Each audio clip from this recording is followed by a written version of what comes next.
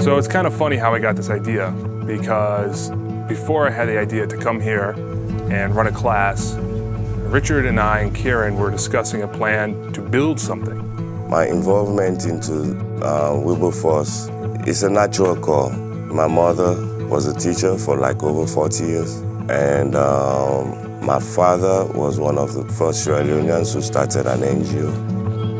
I had this insight in my head as I was driving. Oh my gosh, this is what we'll do. We'll run a course. Rather than spend a bunch of money, which we don't have enough to build anything good, we'll just run a class. I know the value of education, and I trust Wilberforce to support and develop intellectual capacity in my region. What we are actually trying to do with Wilberforce is to develop in these kids a mindset that allows them to make better choices.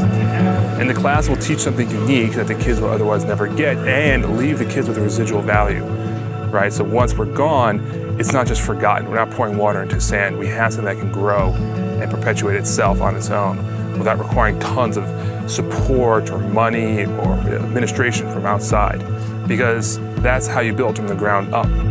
The problem that I see with the educational system here is one that is rooted in colonialism, the colonial culture. Does not allow them to think, to be free to think.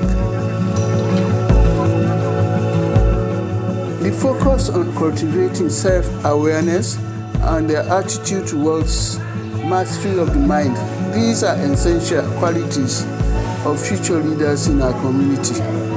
We have free education, but it has to be quality education. It has to be critical education. It has to be an education that allows the educated to be able to solve problems.